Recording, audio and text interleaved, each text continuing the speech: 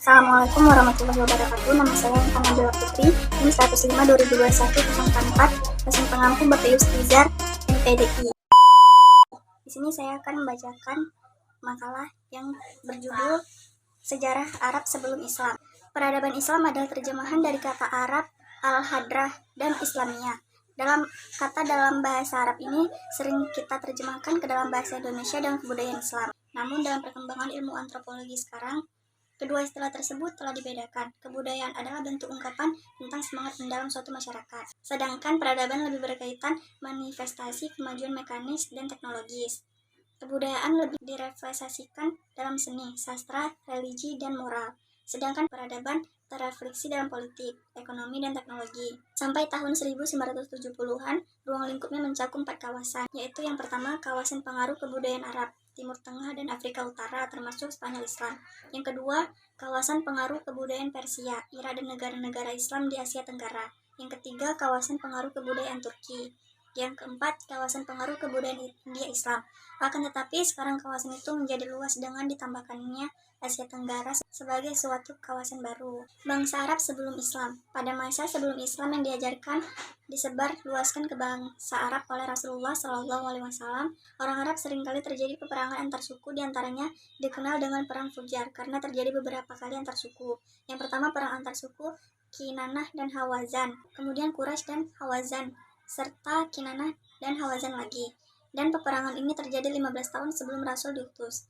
Kekaisaran Bizantium dan Kekaisaran Romawi Timur dengan ibu kota Konstantinopel merupakan bekas Imperium Romawi dari masa klasik. Pada permulaan abad ke-7, wilayah imperium ini telah meliputi Asia Kecil, Sitria, Mesir, dan sebagian daerah Italia, serta sejumlah kecil wilayah di pesisir Afrika Utara juga berada di bawah kekuasaannya. Di antara kebiasaan mereka adalah mengendarai unta, mengembala domba dan keledai, berburu, serta menyerang musuh. Dalam situasi inilah agama Islam lahir di kota Mekah dengan diutusnya Muhammad SAW sebagai Nabi dan Rasul Allah. Secara singkat, dapat disimpulkan keadaan sosial dan kebudayaan bangsa Arab sebelum Islam, diantaranya orang-orang Arab sebelum kedatangan Islam adalah orang-orang yang menyekutukan Allah atau musyrikin, yaitu mereka menyembah patung-patung dan menganggap patung-patung itu suci. Yang kedua, kebiasaan mereka ialah membunuh anak laki-laki karena mereka takut kemiskinan dan kelaparan.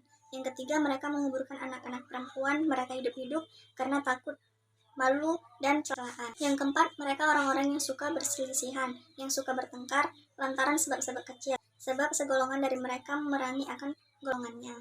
Materi kedua yaitu kehidupan Rasulullah sebagai uswatun hasanah. Uswatun hasanah artinya contoh atau suri tauladan yang baik. Allah Subhanahu wa taala mengutus Nabi Muhammad SAW itu untuk diikuti, dicontoh, dan diteladani kehidupannya. Rasulullah SAW dalam menjalankan tugas sucinya senantiasa mendapat bimbingan dari Allah. Beliau dimaksud artinya Allah menjaga beliau dari berbagai kesalahan dan kekhalifahan.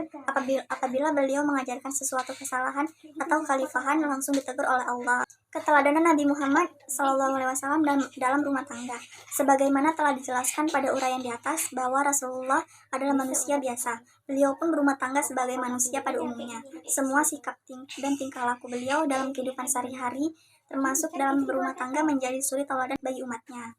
Pada tahun ke-6 Hijrah, Rasulullah dengan para sahabatnya berniat mengerjakan umrah. Namun niatnya itu dihalang-halangi oleh seorang Quraisy. Setelah terjadi dialog, kedua belah pihak sepakat untuk perjanjian Hudaybiyah. Adapun keputusan yang disepakati dalam perjanjian ini sebagai berikut. Yang pertama, kedua belah pihak selama 10 tahun tidak boleh saling menyerang. Yang kedua, apabila kaum muslimin datang ke Mekah, pihak kaum Quraisy tidak berkewajiban mengembalikan mereka ke Madinah. Yang ketiga, apabila penduduk Mekah datang kepada Rasulullah di Madinah, kaum muslimin berkewajiban mengembalikan mereka ke Mekah. Ketiga, yaitu perkembangan peradaban Islam pada dinasti Umayyah. Sistem pemerintahan dinasti Umayyah. Sejarah berdirinya Daulah Umayyah berasal dari nama Umayyah ibnu Abdi Syams ibnu Abdi Manaf, yaitu salah seorang dari pemimpin kabilah Quraisy pada zaman jahiliyah. Bani Umayyah baru masuk agama Islam setelah mereka tidak menemukan jalan lain selain memasukinya, yaitu ketika Nabi Muhammad beserta beribu-ribu pengikutnya yang benar-benar percaya terhadap kerasulan dan kepemimpinan yang menyerbu masuk ke dalam kota Mekah. Memasuki tahun ke-40 Hijriah atau 660 Masehi, banyak sekali perkaitan politik di kalangan umat Islam. Puncaknya adalah ketika terbunuhnya Khalifah Ali bin Abi Thalib oleh Ibnu Muljam. Setelah Khalifah terbunuh, kaum muslimin di wilayah Irak mengangkat Al-Hasan putra tertua Ali sebagai khalifah yang sah. Sementara itu, Muawiyah sebagai gubernur provinsi Suriah atau Damaskus juga menobatkan dirinya sebagai khalifah. Bani Umayyah mulai didirikan pada tahun 40 Hijriah atau 662 Masehi dan berlangsung sampai tahun 132 Hijriah. B. Pembentukan tatanan politik Islam sampai ke Arab. Daulah Bani Umayyah mengambil nama keturunan dari Umayyah ibnu Abdi Syam ibnu Abdi Manaf berdiri pada tahun 661 Masehi sampai dengan 750 Masehi. Pendiri dinasti itu berawal dari masalah tahkim yang menyebabkan perpecahan di kalangan pengikut Ali yang berakhir kematian sepeninggalannya Ali. Masyarakat bersama-sama membuat Hasan untuk menjadi khalifah, tetapi Hasan kurang berniat sehingga ia hanya berkuasa beberapa bulan. Setelah itu, Muawiyah yang dikenal dengan istilah Amul Jamaah atau tahun persatuan umat Islam. Bentuk peradaban yang tumbuh pada masa kejayaan Bani Umayyah diantaranya yaitu ilmu pengetahuan, bangunan fisik, fasilitas pendidikan, departemen pemerintahan. Bani Umayyah juga menorehkan prestasi dalam bidang pembangunan fisik. Pembangunan fisik tersebut adalah: satu, membangun pos-pos serta menyediakan kelengkapan peralatannya. Yang kedua, membangun jalan raya. Yang ketiga, mencetak mata uang. Keempat, membangun panti asuhan. Kelima, membangun gedung pemerintahan. Keenam, membangun masjid. Ketujuh, membangun rumah sakit. Dan kedelapan, membangun sekolah studi kedokteran.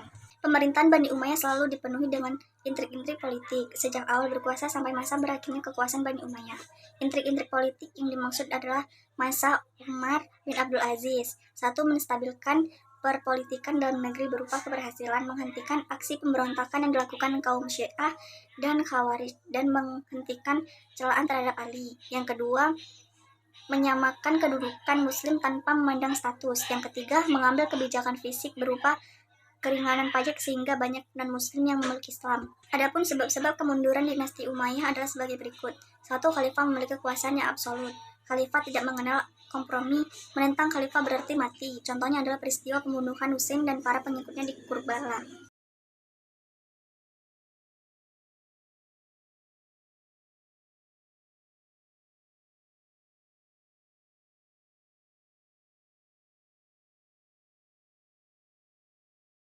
Materi selanjutnya yaitu perkembangan dan pembentukan dinasti Abbasiyah. Telah tercatat dalam sejarah bahwa Islam telah berjaya dan mengalami kemajuan dalam segala bidang selama beratus-ratus tahun. Namun dalam sisi lain, umat Islam juga pernah mengalami kemunduran dan keterbelakangan. Dinasti Bani Abbasiyah sebagai dinasti kedua dalam sejarah pemerintahan umat Islam setelah dinasti Bani Umayyah. Dalam sejarah perjalanannya mengalami fase-fase yang sama dengan dinasti Umayyah, yakni fase kelahiran, perkembangan, kejayaan, kemudian memasuki masa-masa sulit dan akhirnya